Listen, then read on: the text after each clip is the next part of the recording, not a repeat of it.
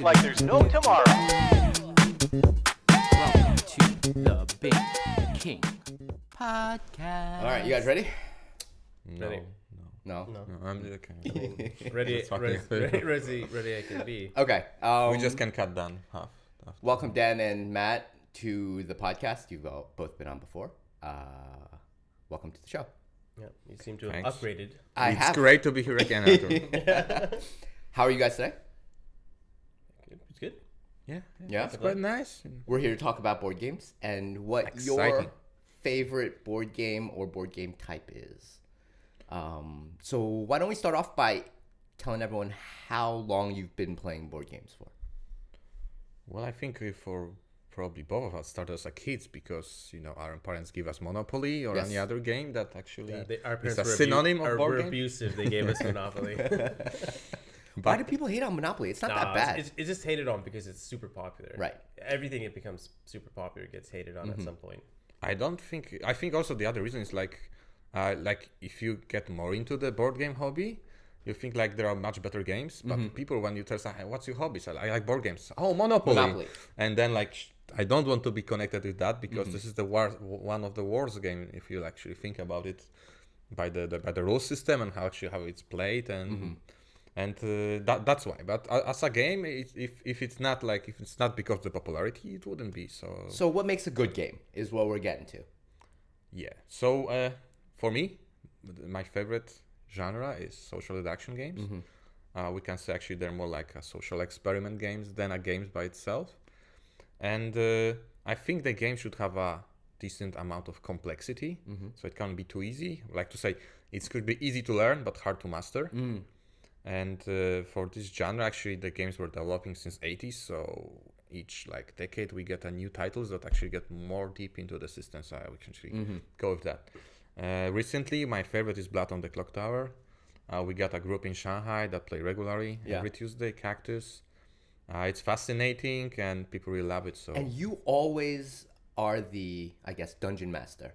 Not always, but often. Often. Like that is a game that we've talked about that other people, like I myself, want to learn. So when Matt brings it, he has the option to play as well. Because Right. yes, if no one ever learns, then Matt never plays. Right. That's what I was gonna say. But Dylan has learned. Davin has learned. There's other people who have learned. other people. Yeah, Matt has played before. Okay, good. Like some people say, you don't enjoy the game when you're the game master, like the moderator. I think actually it's the most interesting part. Yeah, you seem to enjoy. I really enjoyed it because I'm the only person that knows everything, and I can actually have a kind of social study about how people react, which they receive different roles and what they're gonna do and what's the game, how they want to actually convince others, like I'm good, I'm bad, or like how they want to play the characters. And by doing that, actually I think I have an unfair advantage because I played a few times with the group and I know all the players already. I know what are the strong sides and what's their weak sides. So I know if somebody's lying, it's much easier for me actually to see that because I saw them playing. Yeah, you've seen them and you've seen them lie and what they do when they're lying. Well, and another thing that you don't know about the game, because I found out recently when Matt was telling me that the game is not fixed. So while you're playing, if Matt sees one team is just going to crush the other team, there's things he can do in game to adjust. And so it makes it fun for him because he's also playing a game. Yeah. But his game is weird. It's trying to make the game fun. Fun or more fair. Fun, fair, all those things. But Right. he's just not sitting there. Like other people, they just ran the game. You would say, close your eyes, open your eyes. And then you just sit there while people did stuff. But he can actively mess with us. Yeah. So I think that's what makes it more fun. So they fixed the game in many, many ways. Not just for the players, but also for the person running the game. Right. Because no one, I would say, who ran the werewolf said running werewolf is Fun. as fun as open playing it. eyes. No way. Close your eyes. So Matt, did you play Werewolf and Mafia when you were a kid or younger? Yeah, I played that. I don't remember exactly when was the first time because I know the first Mafia game was developed in 80s. Oh wow. Yeah, Actually, it was. I played when I was young. It's actually it struck back to one guy in Russia. It was a psychology student, Okay. Dmitry Davidov, I think. And what he did is he make a thesis or experiment in his university that let's put all people in one room and they don't give him an explanation what they're doing there. Yeah. And then the people who are there, they're gonna start to think why we are here. Yeah. What I'm supposed to do then. Then the next level, what he did is actually send them all I want the group to talk about one topic. Yeah. And the people like start to think maybe that person came here like he wanted us to start this topic, but maybe somebody else wanted to talk about something else, and Right. you don't know what's there. And that's actually how Mafia was created. That was the first game That's hilarious. that let's make people have two different teams. We have people who don't know anything; they just want to find what's the truth, and somebody is actually trying to like control everybody, make the game going. And original Mafia, actually, concept was very easy. You have honest, normal people, and you have Mafia people. They just gonna kill them at night. There's no roles. You just play yourself basically. You don't have any special role to take. And as a concept was great. Like there's something new for the genre. That's the first game. It's like Monopoly for us. Now I will never play Mafia because it's basically too simple. It's actually not fun at all. But about 10 years later, they make Werewolf, and the Werewolf, like they thought first the concept is better. For Mafia, Mafia wake up at night doesn't make sense. Like maybe we make the thematically more like sense that somebody's werewolf, they wake up at night and kill people. So at the day you pretend to be a human, Right. but you wake up at night, and you start adding some roles, and then they start actually to pick it up, and many psychologists actually start to combine the ideas with that game too, and that's actually leads to more complex and different games. Because what they actually, it's like was George Kelly, he was a therapist, and say like there's a fixed personality theory that if you're given a role, who you want to be, what life you want to have, Right.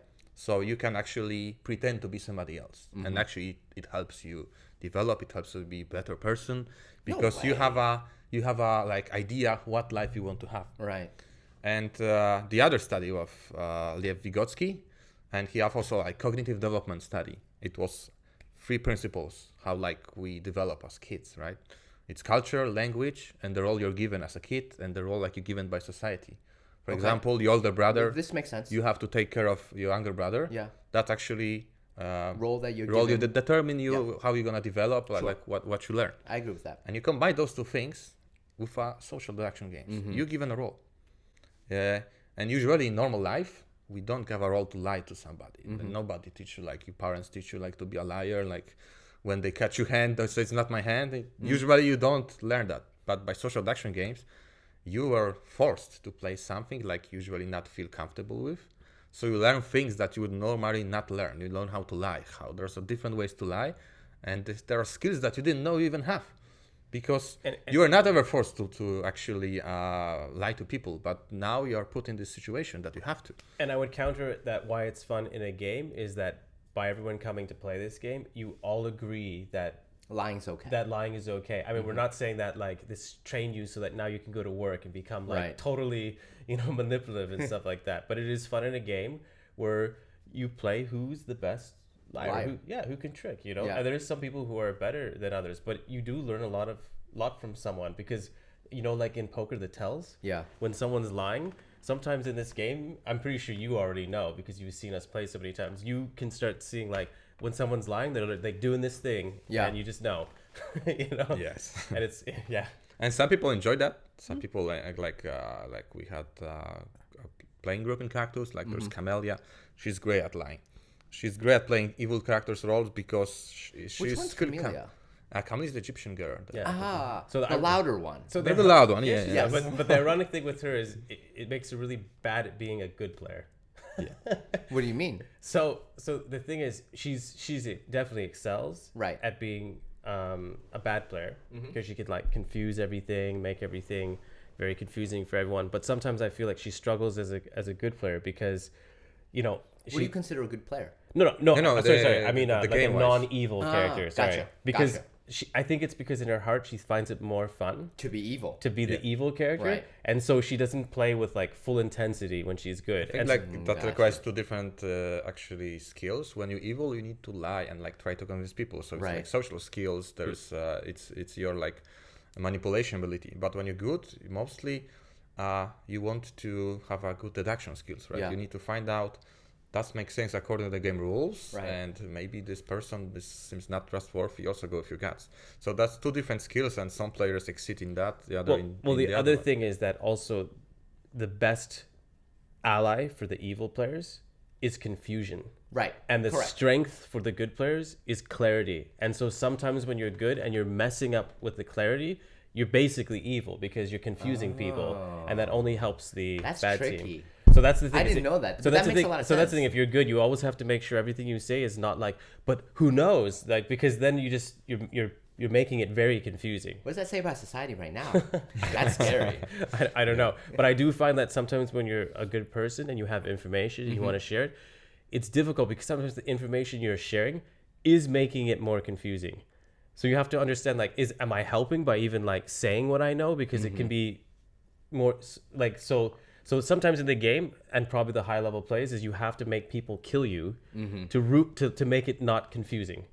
But I think a lot of people in the game, when you're good, you're like, no, don't kill me, I'm good. Like, that's the hardest thing to understand, that no, you need to die. Yeah. Because usually people don't want to die in the Right. game. They want us to keep playing. Right? So when we get to higher levels, like, the good people have to start sacrificing themselves to keep it clear who That's is actually evil. the level like the group reach, like the Yeah. getting to intermediate level. But as like Dan said, there are characters that want to die, but Yeah. you're good, but you want them to kill you. So you basically want to tell them I'm evil, but you don't want them make them trust you. But how to do it? And people actually have struggle. Maybe I should lie, or I just sit there and say nothing. Maybe they kill me. But people have problem actually how to do that. How to actually look suspicious. But when you play evil character, you feel you're already suspicious and like you don't know how to do it. But I think that's a logical fallacy, that this killing the person who's not talking, like, they must be evil because they're not talking. Right. I think that is true sometimes, but it can't be true all the time, because sometimes your role is so complicated that you're keeping quiet because you don't know, like, What when you're is the what you time should to say. say something, Yeah. or also if you should mention your role at all, right? Because there's some roles that if the bad people know Yeah. that you're that role, it's so strong on the good team, you're dead. You're gonna die. They're gonna kill you. You know? So what is, because we were talking about before that we have a friend Noodles that doesn't really interact with the group, right? He doesn't talk a lot. He doesn't really try to play that social aspect of the game. I mean, that's not fair. He does interact, Okay. but I think with him, most of his thought is trying to like play his role so well. Like if he was playing a non-social deductive game, Okay. playing like so well that instead of like watching that small thing that someone did with their hand, or that time that those two people went around and started talking together, like that is key. You know, if you play your role like super, super amazing, like the best you ever did, but you miss out on all these like key things, Right. you're not going to win, you know? And so I think a lot of time he gets eliminated or he confuses the game because he doesn't understand that, like, actually you should never take your eye off people. Right. You know, that's the most important information you see. Like when you ask someone a question, like, are you good? Like you look at their, like the lip moving, like their eyes dilating, Yeah. you know, if you're really good. And he just doesn't do that yet, let's say. Right. I think like for Noodles, like he's a great board game player. Agreed. Each game we play, he like really gets deep into the system. He knows how to get good. But this is social action is different cup of tea because it's not like there is no essential good or bad play because it all depends on the players. Right. And it's actually hard to read other people because they each time get different characters and each time actually they act differently according what they have, but everybody have limited information. So actually I think you just need to have more experience with that. And I think people who are mostly extrovertic are better in they get yeah. better in the game because it's easier to trust them because for the introvert usually like even the characters require for them to talk a lot and Right. get with everybody. It's maybe hard for them actually to do that, but the game is actually prepared well that actually both introverts and extroverts can enjoy it because some characters don't require you to talk a lot.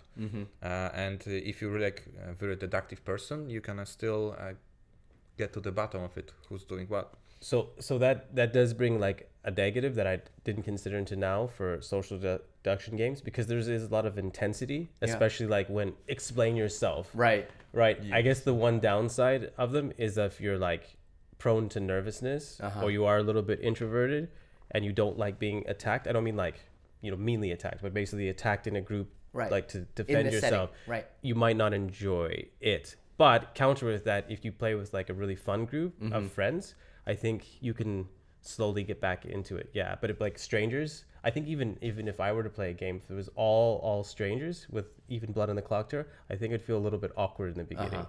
Yeah, It does because we played like for last 2 months, and there are always new people coming. Yeah. That they not know the group, and I try to make the game. It's like hard actually to make a good game for everybody, because first I don't know the people. Yeah. When the new people, I don't know if like they talkative, they not, they have experience with that game. Do you really clearly understand the rules? Because some people, even if they don't get the rules, they don't want to say in front of the whole group because it's an open circle.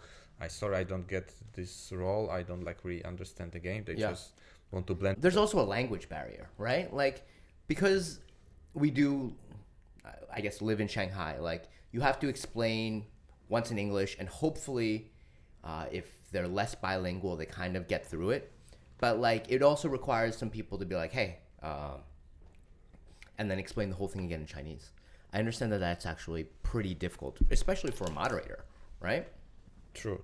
Actually, I only explained this in English, and the game is also run in English because if there was people who can only speak Chinese and that understand, it actually affects the game too. Well, also like in a game that uses like logic and deduction, and then also forcing an extra layer of like an additional language. I mean, you could play. You just have to have a pretty good like you have to read body language a lot better. I guess so, but the thing is, like, there's so much, like, for example, even reading like how your role works. You know, like if you can't even understand that, it's difficult. But I mean, the game is in Chinese, right? As well, right. What but then I getting couldn't at- play it in Chinese. What I'm getting at is, I think even body language and like certain cultural differences, people just react differently, right? I think in general, you can say that the Chinese society is a little bit more introverted than extroverted. In general. Would you agree? I think my experience, and of course this is not to It's a say about mass everyone, but generalization. like Right. when I played Werewolf before with my friends, it's like always about pure logic. Yeah. And you and actually they told me there's a Same. rule, you're not allowed to bring in any like feelings or like outside game I've heard deductions. the same thing. And so they don't like it when players do that. Yeah. Like I remember once I said, "Oh, I think I heard this player move like at nighttime," and they said, "Well, you're not supposed to know that.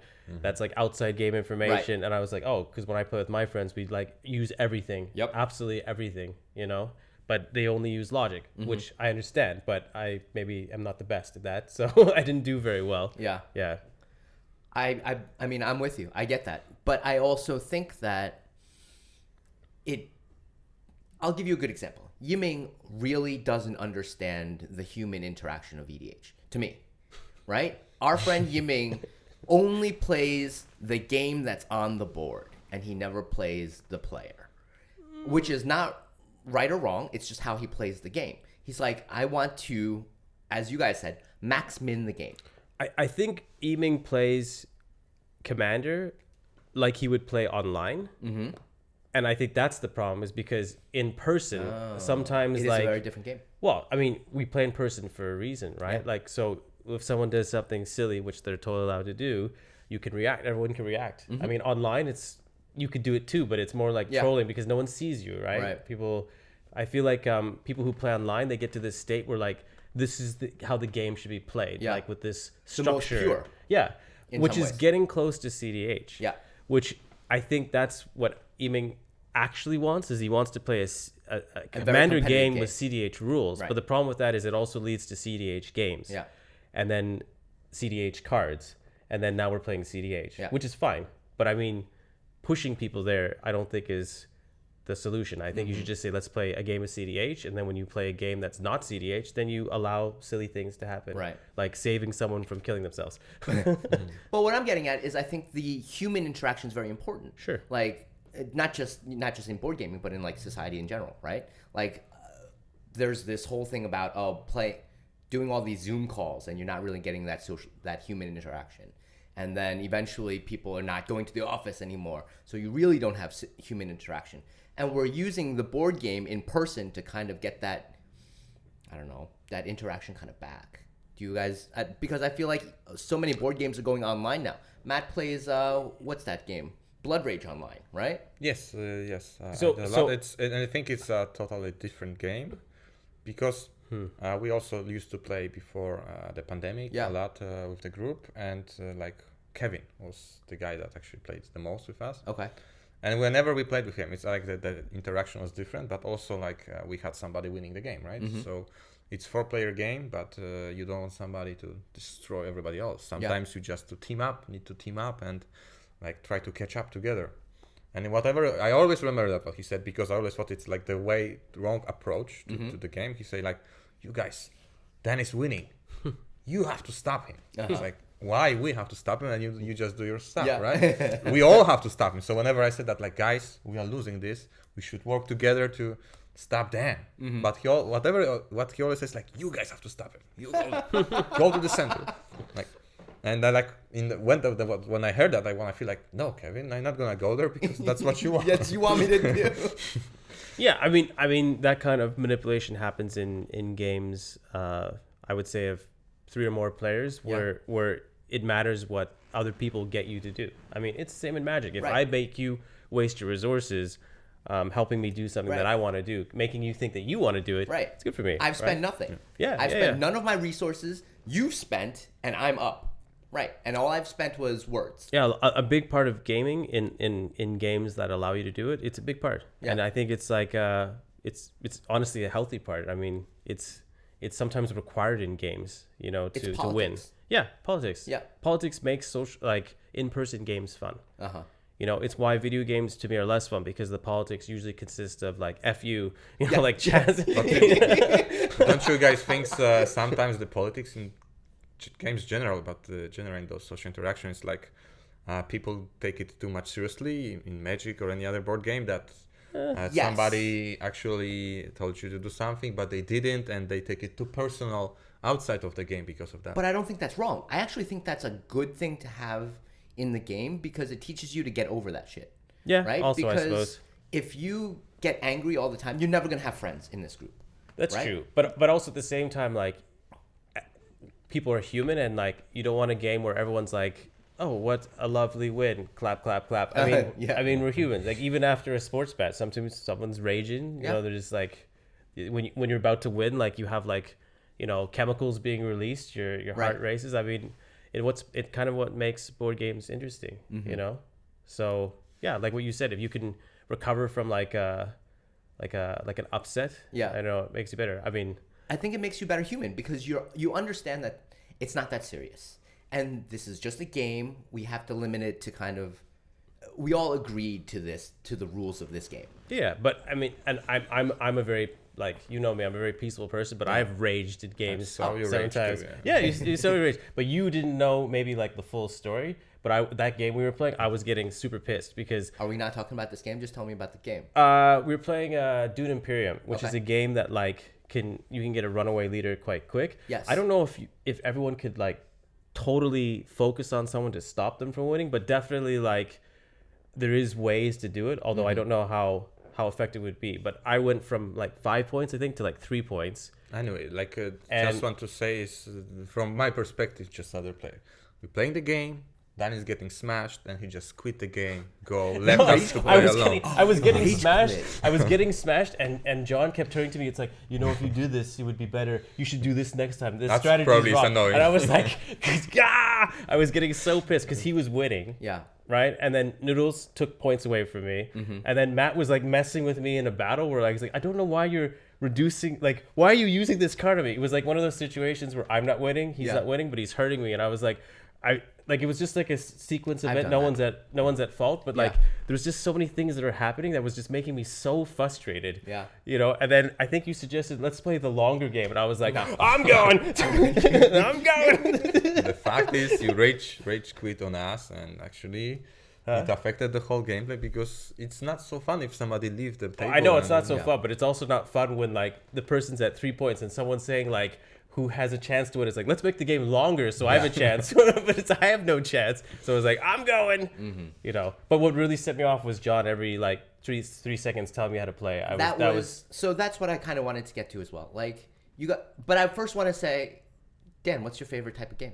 Because we've gone over social deduction. So this is difficult because you have like a favorite type. He has a favorite game type, for sure. Whereas if I think about it, like I don't have like a favorite like type, like genre of games. But there is games, like I have to say that, and I don't know, understand, like when I play it, there's like a few things that need to be in it for me to like it. Yeah. And if it doesn't have it, like it takes me a long time to warm up to the game. And so Sure. the first one is that it's relatively easy to understand and teach.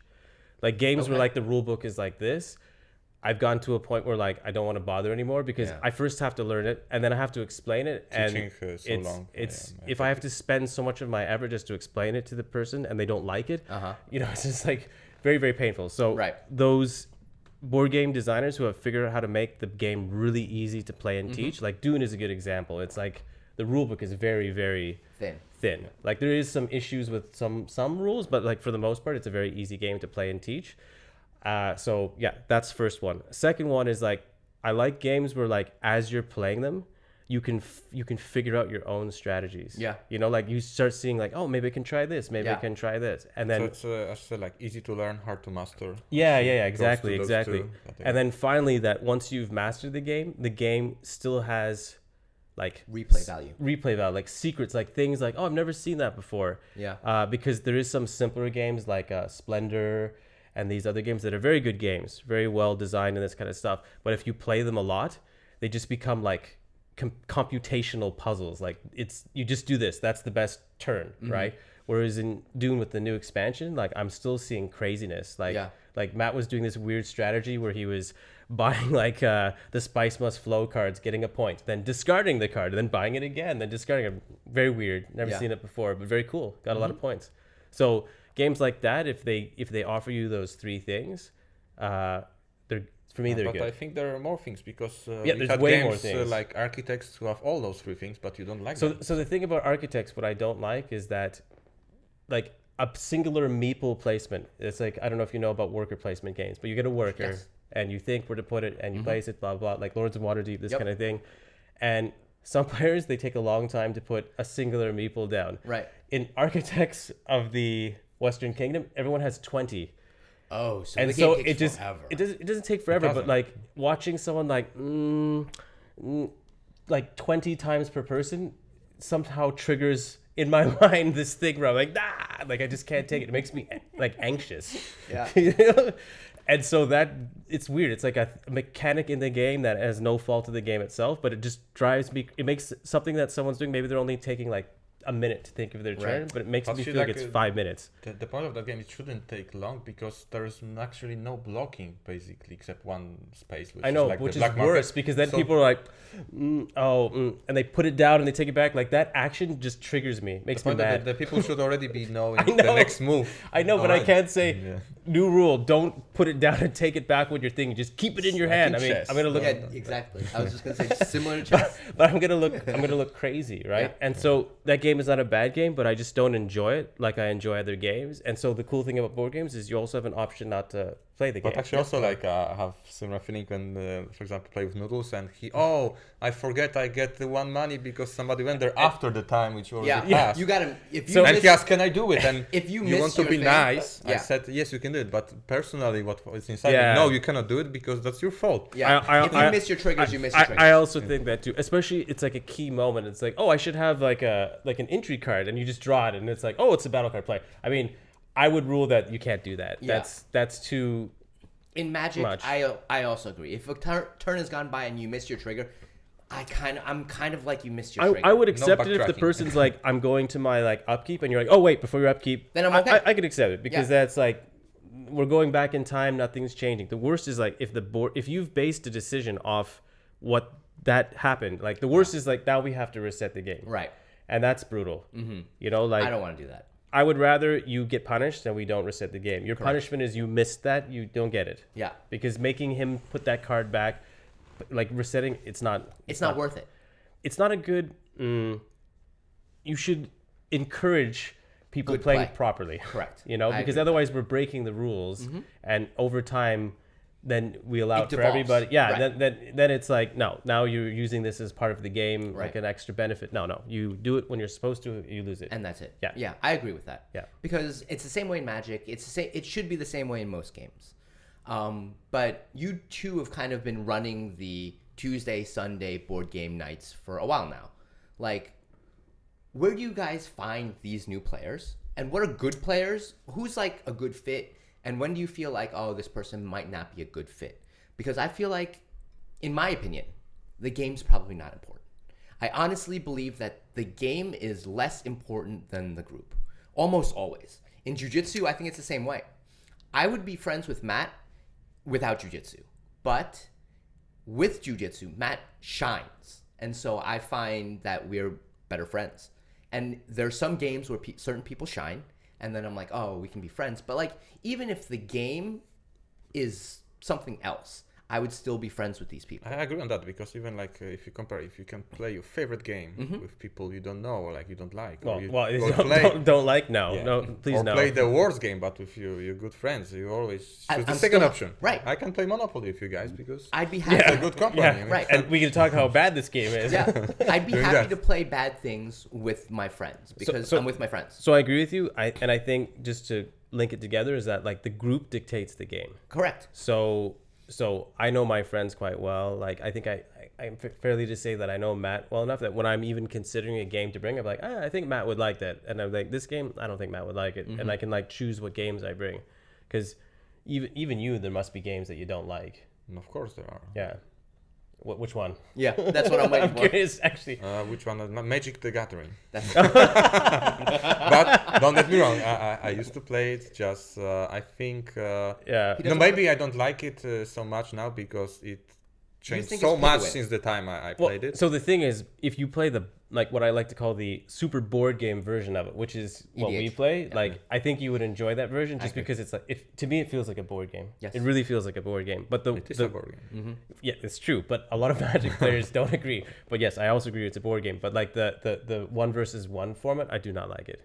I remember playing in a store and no one's talking. Everyone's like playing, and then sometimes when people beat you, you're like, good game, and they just like get up and they don't even talk. I've seen that as well. Super bizarre. But Commander, you have to talk. Yeah. You have to be social. You have to interact. It's fun. But again, I've seen people who play EDH and Commander that don't talk. And they only look at their cards, they look at the board Focused, state, and they deal with the board state, which is not wrong, okay? I just think that it's not in the spirit of the game. I think it's wrong because the thing is, if you want to play chess and you bring like the same like feelings of chess to a non-chess game, you're going to be unhappy. Yes. And people who are not playing chess are not going to be happy because they're playing it for a different You reason. fit the wrong group. Yeah, it's like, I mean, if you want to play the game and not interact, I think it's fine. But in my mind, it's like, why did you come to a bar? Why did you come to a place with as many people? You don't have to talk to us. It's like, it's very bizarre, you know? You can just play online. Yeah, but like speaking about the group, I think the good group is first thing is like the people who go there, you want them to have good experience. Like you run the games, you choose the games for new people, you explain the rules. So you want the people actually around that also helpful to actually teach new people the games, because there's only limited people that want to have close circle that they just play with each other, just go there to play in well-done group. They're usually open to new people. And if the new people are there and they like not having fun, they're not gonna be coming back. So that's another thing is like when you run stuff like this, you have to be particularly accommodating to new people. Yeah. Because I've seen it so many times. Like someone's like, I'm interested in board games or I'm new to you, and someone just smashes them in a game, and it's, I mean, it's not that person's fault either, but like that person never comes again. Yeah, we've talked about this last time. And it's just, I mean, I understand you wanted to win, sure, but like, why? I just don't understand beating someone who doesn't know how to play the game. Yeah. It's like, it totally blows my mind. Like you wouldn't do it in jiu-jitsu, you wouldn't do it in tennis. I've done it Some in will in jiu-jitsu. jiu-jitsu. No, but you wouldn't. But you wouldn't hurt someone, right? you're like you would like command them, but you wouldn't like make them like regret coming to jiu-jitsu, right? Never. And I think some players have made other players regret coming to our board games night, and I think And that's I think wrong. like also like when the new players, I don't really care about winning with them, Yeah. because I don't feel satisfied with that at all. But if they like actually, I give them fair explanation of the rules, and I'm sure they understand. Yeah. It's more important for me that they have Same thing in jiu-jitsu. On their first couple of classes, I'll never submit them. I'll always just, control, and then kind of get them to understand pressure. And yeah, that's just enough. like in board games, you wait Yeah. till they think they're good, Yeah. and, And then then you you kill smash. Exactly. Once you make them feel safe, you Yeah. know, and then you Oh, attack I them. think I I improved think a I'm really bunch. good at Yeah, this I think game. I'm really good at Yeah. this game. Yeah, let's play again, and then you're like, all right. That's how it should be. That's how it should be. But how do you guys find like, oh, this person kind of fits the group? That's kind of what I'm getting at, because I think both of you have a good amount of experience at like understanding, oh, this person's probably, good enough or understands the group culture enough. And then some people don't, because I've talked to Dean about this, and I've talked to a lot of jiu-jitsu coaches and climbing coaches, and they're like, yeah, some people don't fit our gym culture. Like, they shouldn't be at my gym because they don't fit my gym culture. And then some people do. And you have to kind of be able to quickly understand who fits and who doesn't. Because if you let someone who annoys everybody else there for too long, it ruins the whole group. That's the big problem. Actually, Yeah, so it rarely happens, but when it happens, I think it happens more than you think. Maybe, but like when I'm talking about, like, most of the time it happens between like two players. Like, like the ironic thing, it's the same person in both our stories. But the first time it happened was that we were playing a big game. Lucas was there. I can't remember if you were there, but we were playing Scythe, which is a relatively long game. Yeah. Awesome game. Besides 3 hours? Yeah, okay. It's in the longish range, especially with 6 players. But 6 players, jeez. Kevin got into an argument with another player. Yeah. And it said on Kevin's objective, he needs to like invade other people's spaces, go into encounter spaces. That's how he wins, That's how he right? wins. So he went into this guy's territory and started attacking him in his territory. And the guy was like, now that you've done this, I'm just going to spend the whole game attacking you. And it was so awkward because they just fought the whole time. And even that I can kind of understand, right? Because it's like rage in the game. Yeah. But what he did next was where it drew the line. He kept saying like rhetorical questions like, hey Dan, like if someone did that, wouldn't you think they're stupid? Like really like awkward shit, right? Gotcha. Just passive aggressive. Well, at that point, just aggressive. Okay. And like Kevin, who I thought was gonna punch him in the face, was actually very mature and cool about it. He just like, yeah, if you want to do it, and he just totally ignored Kevin's him. Korg, and yeah. It's very. But I mean, imagine like this one player was made like I couldn't play the game. It was very uncomfortable, and that 3 hours really felt like 9 hours. Yeah. And when the game ended, like everyone's like, well, we're going home. We're done. Yep, we're done. And so, yes, when that happens, it's brutal. And that was just in a small group. But when it happens in a big group, I'll let Matt take over. Yeah, we had Mat+Dan the Clock Tower games. Yeah. And actually we had problem with one player, actually 3 times first. 3 times? Yeah, like actually 3 3 chances. Yeah. So first time, actually, the idea of the game is maybe people play Werewolf before and understand, but in this game, if your character dies, you don't finish the game. You're still in there. Right, you're a ghost. You can still communicate with others. You can still say what you think. Actually, some people want to die, so you're still invested in your team, right? You even if you die, you want to actually, if you're a good person, you want your team to win. Yeah, that's part of the fun. Yes, and we got one player that actually tried to convince that we should execute somebody else, but the group decided we don't trust his explanation, so they kill him, and he just rage quit, said "fuck you guys," and just left the table. And he didn't rage quit. He rage stayed. That's even worse. He I think rage staying, in both cases he rage stayed, and I think that's worse. I think rage leaving is better. Yeah. Because you're and you leave, but being angry and staying. He was angry, but he actually left everybody and didn't want to continue the play. But didn't he stay in the bar? Yeah, he stayed in the bar. Just next table, start to play other game. Yeah. But actually, so he raged left. And it affects the other people because first, he's being there also affects the game, because even if you die, you can still make a vote. You can the player numbers counts, and there are some abilities that characters have according to who's dead or not. So it needs everybody to be invested until the end. So that was the first red flag. The second time we played actually was last week, and first of all, the people didn't like the attitude he had to our players. It was a bit rude. Yeah, he seems a little bit rude sometimes. He seems rude, and what will happen after the game? Actually, during the game, he made some attack on the other player, but there was no information how did he get that from. And but after the game, it happens. But the point is, it turns out that actually he was cheating, and he was checking the book of the game master, so he know exactly who is where. And this actually affects everybody games, course. because there are 15. That was the record number, 16 or 17 people in the game. Oh yeah. And you I can remember ruin you the guys- game. Yeah. Ruin the game because everybody playing according to the rules. They want to find out if they can win, but they want to win. Where's the benefit of cheating at So- Blood on the Clock Tower? So that's the thing is, I think the worst kind of player is the one that they very clearly know the rules. Yeah. But they always leave the rules and go outside of the bounds of the rules and are obviously doing things that are not in the rules. Yeah. And I think if that's your go-to to win, you'll never be the board game player that I want to play with. Because I Right. don't mind you thrashing me in the rules, but let's keep it in the game. You know, like Well, the point is like you want, as a game master and like generally like organize those things, you want everybody to have fun and feel comfortable. Yeah. Even the game leads to uncomfortable situation because people are arguing, I was but actually everybody gonna say knows that. this is a game. After the game, we just normal friends here. We just no, you but know, cheating play each is other. cheating is DEFCON 5. I agree. you're Cheating is- taking it to cheating like is the nuclear wrong. level. But I also believe that in the game, like people, as much as we say that we don't want the game to affect us outside, I think the game affects us outside of the game. Like fair. I've had plays and I've seen people play with me where I'm like, I don't know if I want to be with this person's friend after this game.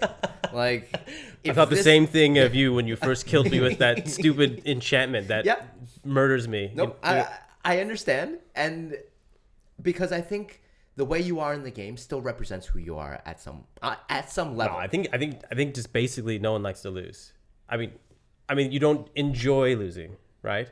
I don't mind losing. No, not mind losing, Okay. but I wouldn't say. Would you go to a game? It's like, you know what I really like? I really like losing Yeah, over and nobody over likes again. that. Yeah, so it depends what day. Maybe this day it doesn't bother you. More of a tolerance. But to then the this loss. day, maybe like, Yeah. a little bit of stress at work, whatever. And for whatever this reason today, it's like, this loss fucking pissed me off, you know? I think Yeah. it's like general concept of cheating. Like people. Cheating is like another People thing. cheat because, of course, like they want to win, but also they're lying to themselves. Like I win because of cheating. Yeah. Yeah, But that's the other not people cool. maybe they don't know it, so in their eyes, actually, I'm the winner. Yeah. So that's maybe there's a reason like some people go for that. But Uh-huh.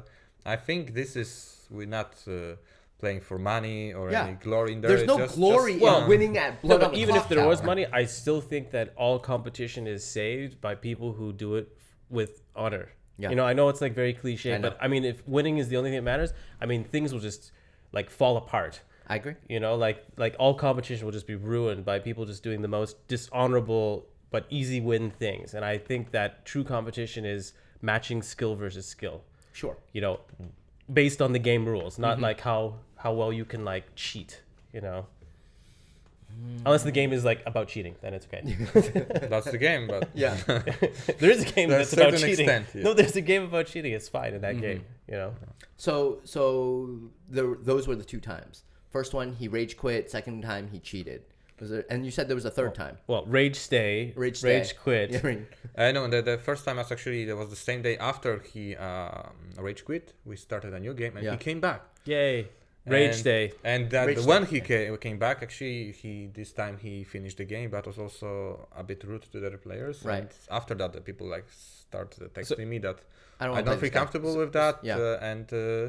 Okay, so let's give it another chance. Right. Maybe just was a bad day for him. Maybe I don't know. He had some trouble outside, but next time the situation get even worse. Mm-hmm. So not to hate on the same player, but there was another instance where I was playing with Ling Yeah.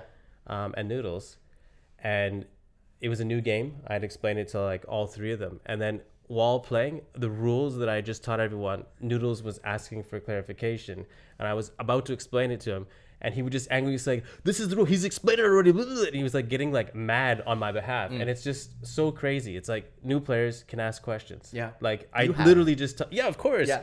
Right. And if someone asks a question for their play, it's not hard to explain it, but it's like the explanation was making him crazy, and it was pissing me off. And I normally don't like get mad. I try not to avoid it. But then also when Ling was asking questions, so at one point I was just like, stop it. Yeah. You know, just please, what you're doing, stop.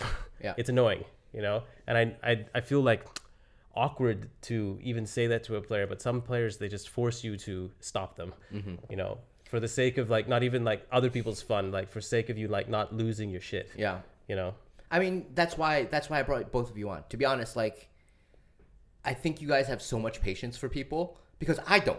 There are some days where I'm just like, I can't deal with this. Like, I'm glad I'm not Dan. I'm glad I'm not Matt. I think the thing want is, out. with us, we get pissed, but we just try to not let people know. But Yeah. I think even like this person like presses buttons. You don't understand. Like this person is a button presser. I do understand because I dealt with him first. I dealt with him before both of you. Oh, He was in the Magic group as well. And he played Magic and also Rage Quit. And it was the same, and it happened, and I told Matt about it when he was privately. And I knew this was going to happen. And I was like, oh, let's see how it goes. Because maybe it was, again, I'm same as you. I believe that people have bad days. yeah, I agree. That's Right? why I gave so many. You have to give extra chances. Sure, but I think at this point, You've me had and Matt enough. combined, tons of chances. But like I'm always willing to give a second chance because I've had bad days where I play Magic like a jerk. I'm even more like this. I'm even willing to give you like 2 or a 3. 1 millionth chance. But if you start doing it again while we're playing, I'm gonna immediately There's a kick you line. out because Yeah. it's just irritating. You know? And it affects everyone else. Man, it makes me so grumpy, and I don't like to be grumpy. Because in like a 15-player game, Oh, geez, you're yeah. affecting 14 other players. Like at some point, like your happiness does not outweigh. Well, you also everybody have to else's consider that player count. Like, it's enough people that there'll be like mob violence. Yeah. Like, there might be like a dead player. you know? happiness. Yeah. You know, imagine like playing for 3 hours and one player ruins the game. Man, there might be murder. Yeah. Like that- legitimate murder. Like almost happened because the only thing that the game didn't finish because he just he checked the book, but he didn't check precisely who to kill because he knew Right. 2 person evil, but he should kill So he the cheated demon, not the badly. minion. He's even a bad cheater. He even fan cheated. This makes it more annoying. Take a picture with your phone. So how do you spot these people is what I'm trying to say, you know? Because I think there are there are certain signs where you're like, I don't know about this. To be honest, I think the best thing is to not actively look for them and just react to things that you see because you never know. Because I remember when I first met Kevin, and he like complains a lot. Yeah.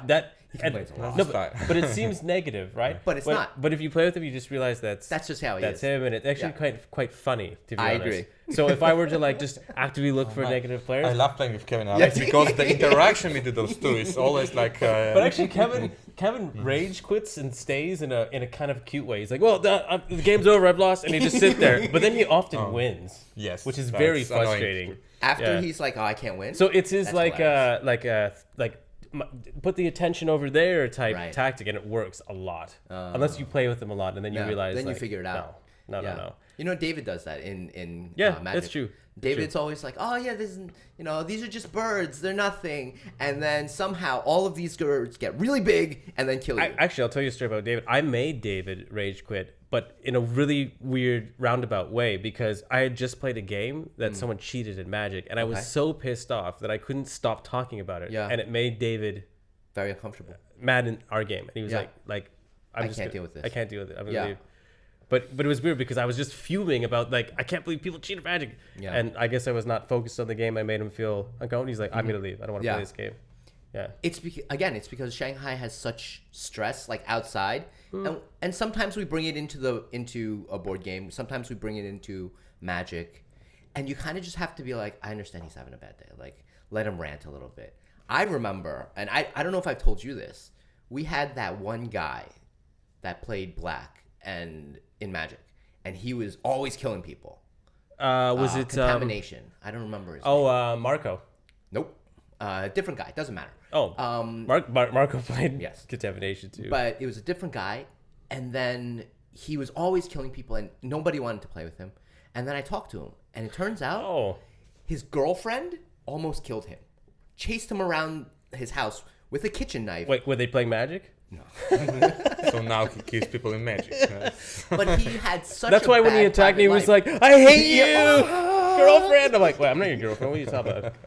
But he had such a bad personal life, and he had no Well, kind of way to get out of it. I get that, but at the same token, I still don't think it's very nice to do that to other people. I know. Because that's like maybe even start with I've had a bad personal life, so I can like see where you're at, but don't don't give me like a horrible gaming experience because you're sad. That's mean.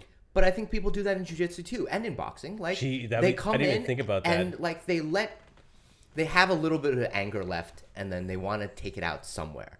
And they don't mean to take it out in jiu-jitsu. They don't mean to take it out in other sports, but they do. Like you watch the frisbee kids, the ones that play really like serious ultimate frisbee, and they're tackling people, and you're like, why are you doing this? And he's like, I don't know, I just a bad day, and like that happens all the time.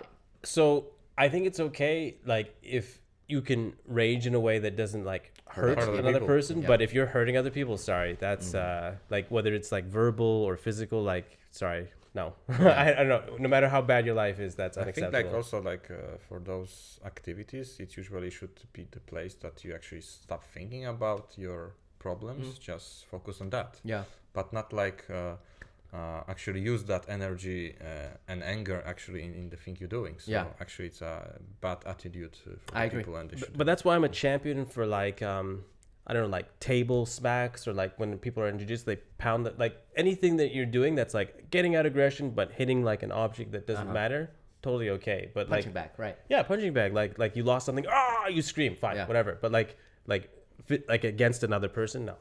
Yeah. I get that. Yeah.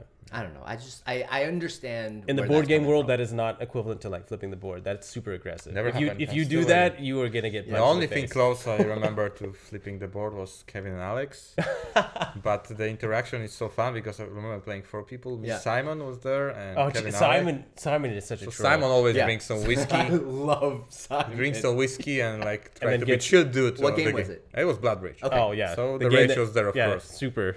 And the only thing is like the Kevin and Alex were in a battle, and just Kevin attack, and he thought Alex don't have cards because he hid the cards under his hand. But then like Alex that. said, I I, don't never like that. said I don't have a cards. It was there. You didn't ask if I have cards. I And they were arguing for 20 minutes. Who is right? I'm on And Kevin's me and side. Simon just I'm on drinking Kevin's whiskey side. and have the best time of our lives. and just watch. No, Simon's the type of person who would like just throw a knife between them and be like, I don't know what's gonna happen. I don't know.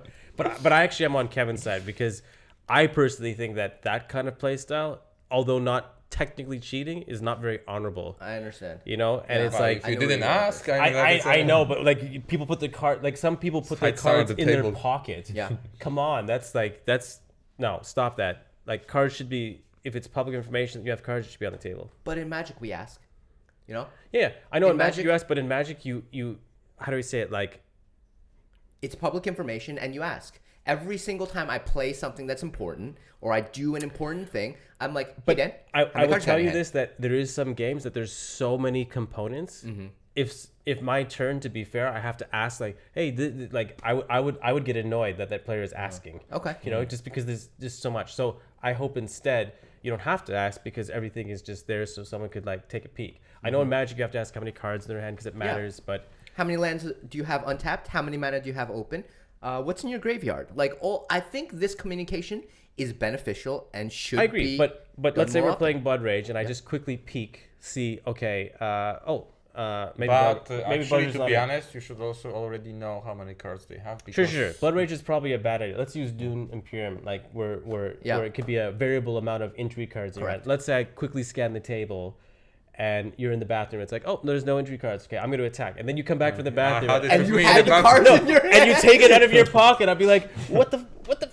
I find that is. I should have But known on the that. other hand, you can Questionable. always ask, and if they lie to you, I don't have, and then they show it. It's That's true, but Yeah. I just find like this is not part of the game. It doesn't say. And by the way, players don't have to be honorable about the cards they have. It's like, okay, sure, you know. I get it, but I think Magic players, if they transfer, they would usually ask because I would.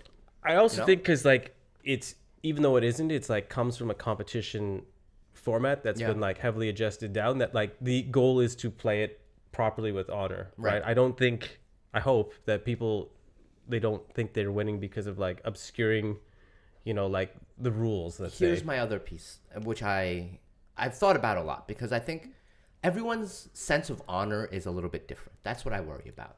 You know, your sense of honor It's is correct. very different from my sense of honor. And so everyone's form of etiquette is also very different. Sure. So it's very difficult to be like please be honorable when you play. Like, sure, there's common trends, but I think everyone's kind of, I agree, between- but if 3 people at the table Yeah. think that was dishonorable, I think yeah, you might want to check yourself. I agree. You know? I agree. But also, like, was wondering, like, of course, it's limited in board games, but also in MTG, you play this format that are 4 players, and you can actually attack anybody you want. Correct. Sure. How does your like personal out of game relation affects you? Happens who all you're the gonna time. all the time. Yeah. I think any game is like that. Yep. Maybe. I've gone to the point where I never share resources with Yiming. Never.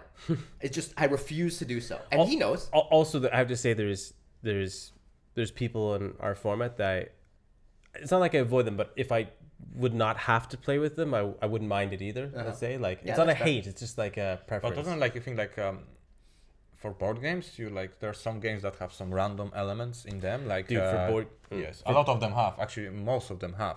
But there are games that actually the rules are so strict that the random effect is minimal or a zero at all.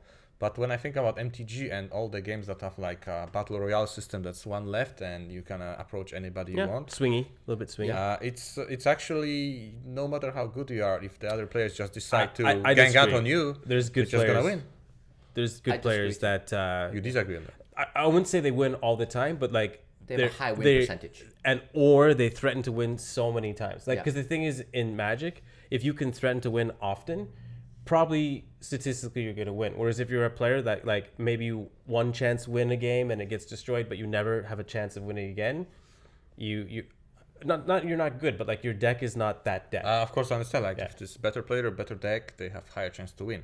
But if the other players know that among us there is one most dangerous player, So they're gonna this go after you cheeky, first. But the cheeky part is that as like let's say Yiming is going off and everyone's trying to stop him, you are secretly trying to win too, and then you start going off, and then they have to leave Yiming alone to smash you, and so Right. this balance of people like stopping. But while I still also, think it's not balanced because how about this? You try one game to see like what's about because I think like we can explain it, but if you play it, maybe you'll understand. Yeah.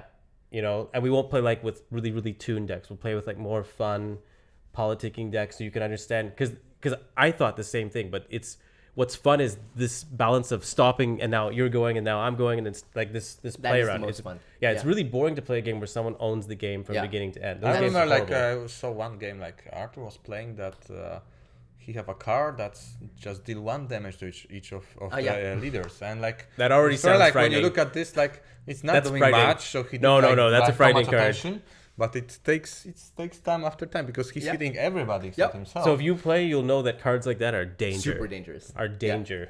They look very but I innocuous. thought like this is like low key profile that like I'm just doing little damage, but the biggest no. threat is Dan, and you should guys focus on him. Yes, always then. Yeah. And there's some cards of the game when they drop down, you're like, what is that? That doesn't look so dangerous. And then when you realize what is happening, you're like, The whole deck is around oh this. my god, you are a horrible person. Yeah. I hate you. But like you don't like very economical games like Power Grid that actually all the rules are set.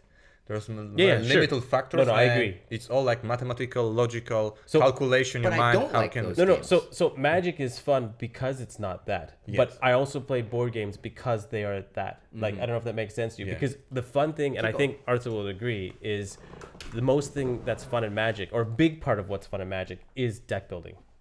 I agree. Yeah. Right? Like if you told me that other people make your deck for you and you just play it, Magic would be way less interesting. But the fact that when Arthur builds his deck, it's different than when you build your deck. Even if you build the same commander, that's what's interesting. Like Arthur puts these super silly cards in his deck, and he always tries to win with like really, I wouldn't say they're strong, but like if he gets you, it's pretty lethal. But to get you is very difficult. Like he tried to give Yiming this enchantment that says, I think you draw cards from your graveyard. Yes. Right. So usually that's good if you have a massive graveyard, but he also tries to make it so you have no No graveyard. graveyard.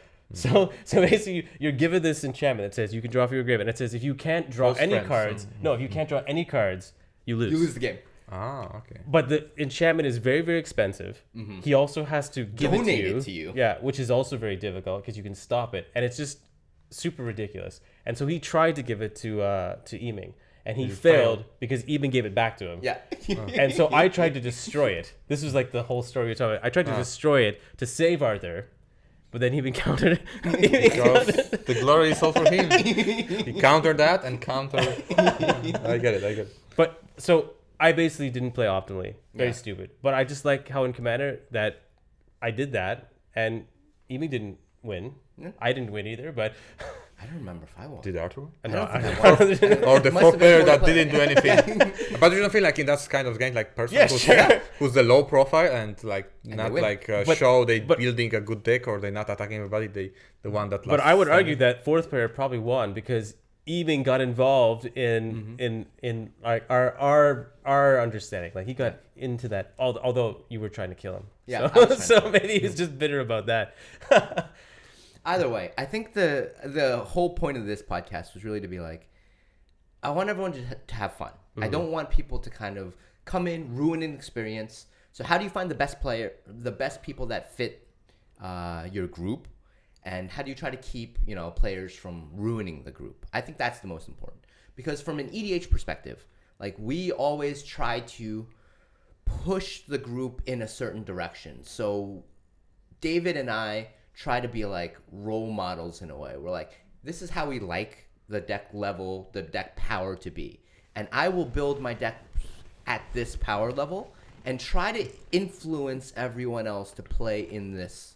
I think power level. there's a bit difference between board games and Magic in the sense that Magic, as an old game and developed so long, Yeah, and there's for no- so much that there's so many cards that Iming, if you know what he's gonna do, he's gonna prepare another annoying deck Yes. for everybody, and he can do it for years to come because Correct. there's so many options to do that. Correct. But in board games like Dune or like Blood Rage, there are like some strategies that like already generally known and good, and Yeah. maybe if like we know Noodle's gonna do that, we can know Stop. and how try to stop it. But in Magic, of course, I think it's different. It's more annoying. So for board games, I don't feel like the players that like meta game and like they trying There- their there best is a- to win. There are problems in the group. Yeah. I think the most important is the attitudes. If like they're very open to new players and they actually, I think outside of the board game, if they're like really people that are nice and like positive, Yeah. not like getting angry, not actually arguing with others too much. Maybe just the rules, but there must be some degree actually what's acceptable and what's not. Dan? So I would say that board games, there is a meta, but it's not exactly like Magic because Magic obviously has the power level meta. Yeah. Whereas in board games, you don't bring outside things to the board game. Correct. But I would say that in the board game, there's like a strategy meta where some player always finds like a really powerful strategy and you're always trying to like copy it or stop it, basically. And that's probably true for most board games. And I think the best thing is that what Matt said as well, but to be honest, what becomes more enjoyable sometimes is playing the same board game more than one time in a night, because the problem is that when you have a lot of board games and you teach a lot of board games, sometimes you forget how to not play, you know the rules, but you forgot how to like play well. As you're like playing one game a lot, you get better at that, and then another game gets crappier. So sometimes it's really fun to play the same game a couple of times. Yeah. And like when you get to the third time, when everyone's like playing like at their Kinda best good, and yeah. like it's really close game, those are really, really fun. Same thing in jiu-jitsu. Yeah. I think the more tools you have, jiu-jitsu is more fun as a blue belt. 100%. It's more fun because you have more tools. You understand the game a little bit better, and your opponent understands a little bit better. Blue belt is how high? Just one level above white belt. So like not beginner. Yeah, not basically. beginner. Okay, gotcha. Well, you're a little bit more intermediate, and it's more fun. To me, right now, I'm having more fun than I had when I was a white belt and I didn't know anything. Like, there were only 3 moves that I could do, and now there are more moves. My vocabulary is higher. Now there's 4. Right. Oh, that half one is... And you can play more lines. Sure. Right? There are more lines of play, so you have a little bit more fun. Sure. So I guess like very close to jiu-jitsu and what board games is, and why we also like sort of riff on Monopoly is that board games that have this like white belt quality to them eventually just don't interest you because they're too, I don't want to say they're too easy, but like it's They're almost like, one-dimensional. well, you can Monopoly, I think you can see the writing on the wall so far in the future. Like you almost like don't need to finish the game because it's just so apparent what's going to happen. And so I think the more complicated games, they obscure that final destination, so you don't know. So sometimes the winning is like an upset, or it's like out of nowhere, or there's a surprise, or the strategy became really powerful. So it's exciting to even see the game unfold. I'm also thinking why we don't like Monopoly, but like first of thing for sure it's randomness, because we just roll the dice, and even in Talisman you can choose direction you're going, but Monopoly you just roll the dice The movement and is go brutal. one way, and outcome of the game also depends, because eventually everybody get a house or a hotel, and if you land on there you just fucked. finish your game. Well, you but don't you have have an nothing upgrade. you can actually do to prevent that. Well, your choice is buy, not buy, upgrade a house. not Usually upgrade a buy house. is the best option because you Yeah. want to block or have something, and just roll the dice. So Yeah. this is the whole game, and You don't feel like you're playing a game. You feel like you're just watching this thing, Unfold. like, yeah, Yeah. and you're just there for the ride. It's not very interesting. I get that. Yeah. Okay. I think that's a great place to end. You guys have anything else to? The end of it's not very Monopoly interesting. started. Monopoly. Monopoly. Don't play Monopoly. Mo- Monopoly's a gonna be- bad game. Yeah. topic of the episode Monopoly. We should do that in our group. If you rage and you're naughty, we're gonna make you play Monopoly. Please, I'll change. No. The first time you have to play Monopoly. All right. So everyone, if you have time, go to Cactus.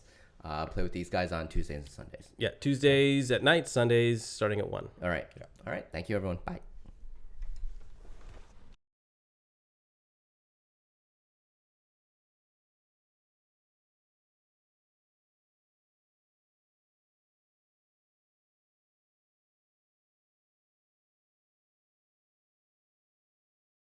Do, do, do, do, do.